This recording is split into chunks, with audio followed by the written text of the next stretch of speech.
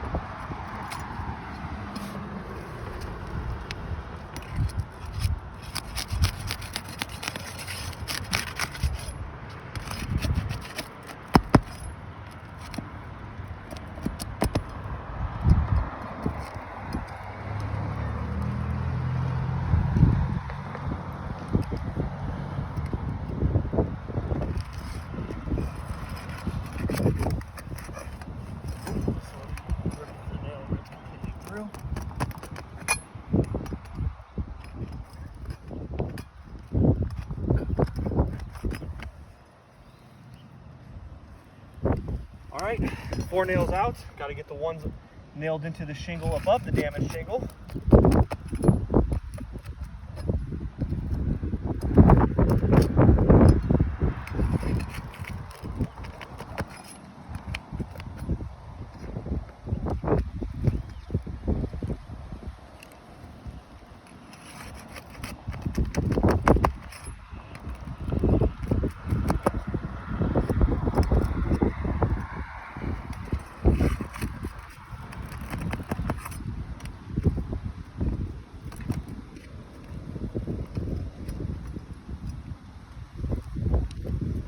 Nails driven in right here.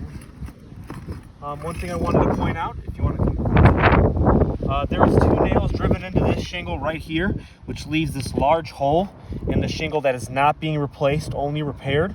We're going to have to put a nail back in that spot to make sure no water gets in. With this hole in the shingle, if you can see right here, it's already bigger than a nail head. So that's going to be an issue right there when it comes to re-nailing the shingle that we insert for the repair.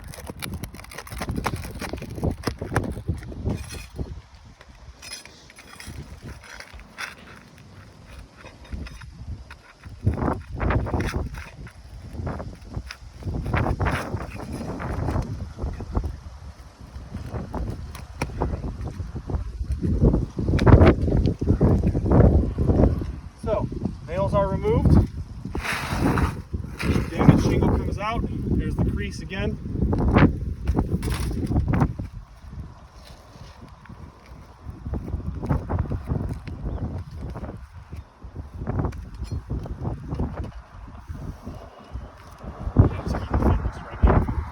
So, first thing we're going to do, slide the shingle back in to its proper spot. Want to make sure that the exposure lengths are lined up so that the sealant strips seal back down in the proper spots, so that once this repair is complete, it will function as it's supposed to and protect the roof from any water getting into the home. So first thing is, I'm not going to use any extreme force while doing this repair, but I do need enough clearance to get my mag hatchet underneath there to strike the nail properly and get it nailed down flat to the surface. And that's where the issue seems to be rising, because once we get it up, like I said, I can't get my hand even above the nail right here. It's pushing it. You have to get a little bit. I'm only using my finger.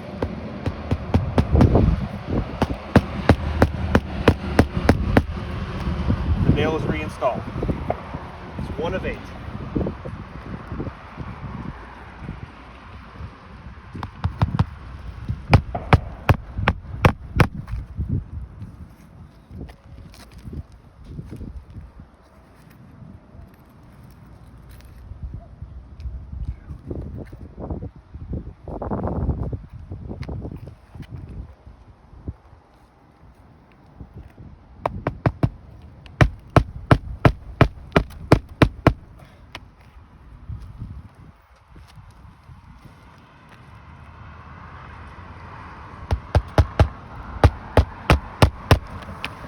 All right, now typically that's not the strenuous part on the shingles. It's getting these nails back in here, because these shingles were unsealed above it, so there's a little more give when you go ahead and you're moving it up. One thing I wanted to note as well, bring the camera close, is just while doing that repair and removing the nail, the shingle is ripped. And as you saw, I did not use any great force or anything unnecessary, just enough to get the nail out, because it needs to be removed to remove the damaged shingle. And the shingles are ripping during the repair. That's again a sign of non-repairability.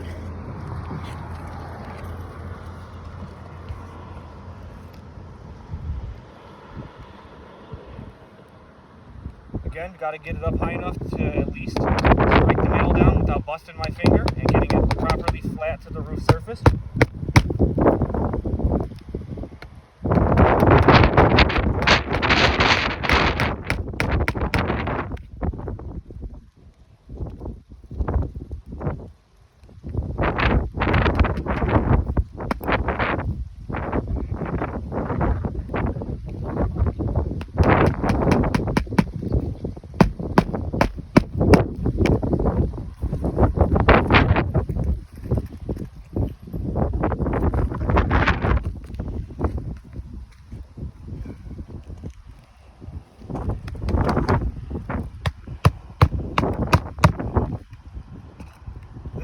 Has to be lifted twice because of this butt joint right here from the 2 shingles above the damaged one that is now replaced. We have to put the nails back in all the correct spots.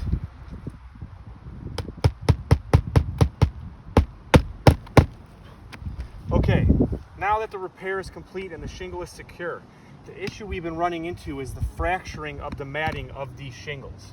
Now, again, granular loss is typically a sign of damage, but it's not the physical damage that is incurred during a repair, if there is any incurred.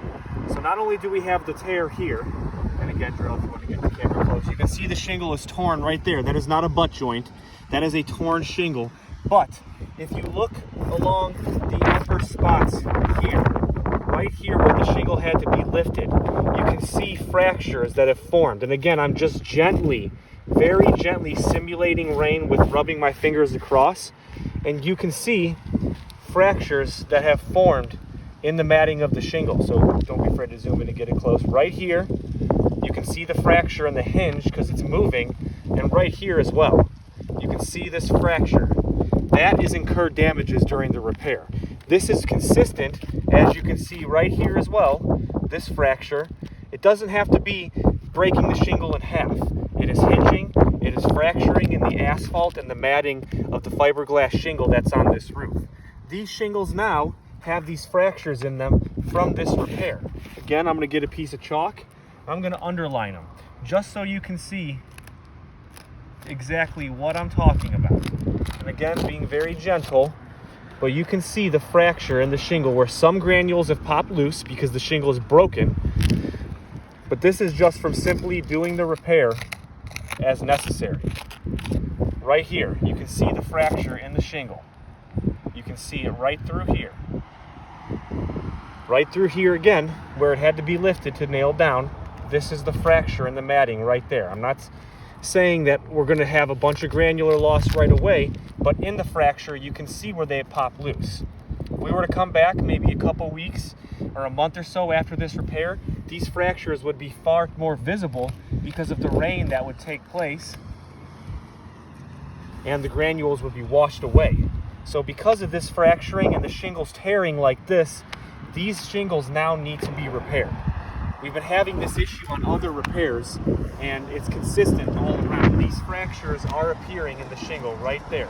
You can see it. It's not crazy heavy, but that is fracturing in the asphalt and the fiberglass of this shingle, just from it being lifted enough to get my hammer in there to make sure I nail the nails down properly. These shingles are not repairable.